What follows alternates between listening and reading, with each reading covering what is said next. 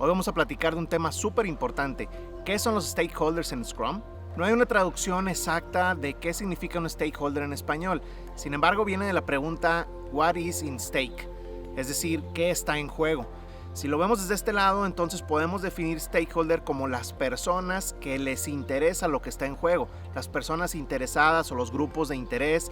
Bueno, ¿y cómo identificamos a los stakeholders o a los grupos de interés en nuestro proyecto o producto? Lo más sencillo es crear a lo que llamamos una matriz de stakeholders. El más común de los diagramas consiste en 4 columnas, en donde en la primera podemos poner la identificación de quiénes son y cómo se llaman.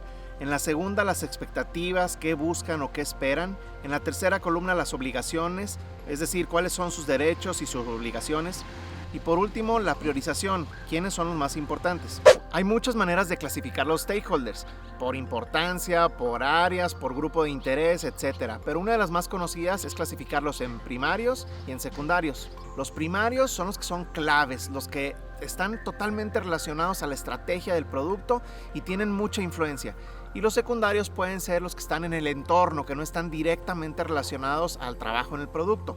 Otra manera de clasificar a los stakeholders es en internos y externos. Internos, que tienen actividades relacionadas con la empresa, y externos tienen que ver más con lo que está en el contexto o en la parte de afuera de la empresa. Hay una gráfica que nos permite identificar o clasificar a los stakeholders en 4 cuadrantes. En el eje vertical podemos poner el poder o la influencia del stakeholder, y en el eje horizontal debe de ir el interés que tiene el stakeholder en el producto. Cuando hay poco interés y poco poder, solo hay que estar monitoreando al stakeholder. Cuando hay mucho poder y poco interés, hay que mantenerlo satisfecho. Cuando tenemos mucho interés y poco poder, hay que mantener informado al stakeholder. Y el último cuadrante es el más importante. Es donde están los stakeholders principales a los que tenemos que poner más atención y tenemos que gestionar correctamente. Es el cuadrante en donde el interés es mucho y también el poder es mucho. Ahora vamos a mencionar algunos ejemplos de stakeholders en la vida práctica. Internos podrían ser el usuario interno, el empleado, gerentes, inversores, sponsors.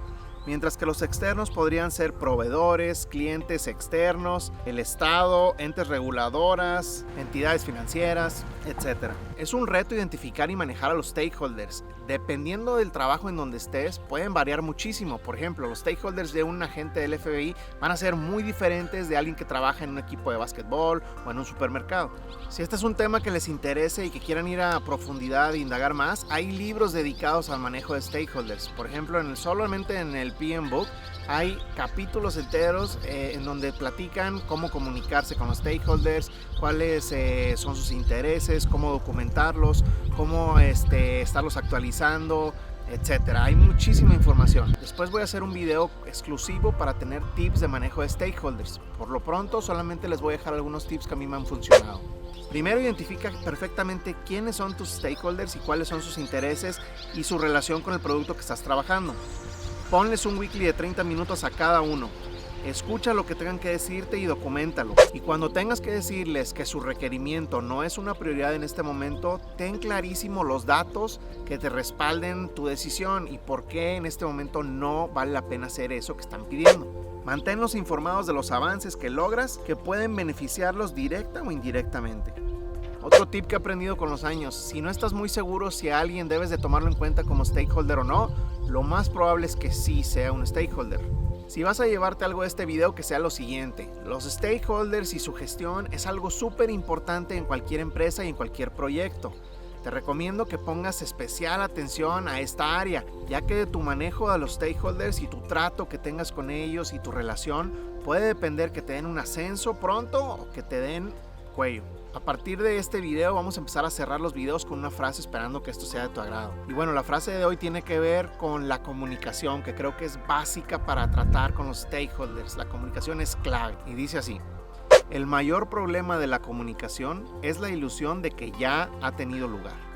George Bernard Shaw. Si este video te gustó, te pido que te suscribas y que me regales un like para saber que te está gustando este tipo de contenido. Nos vemos en el próximo video. Muchas gracias.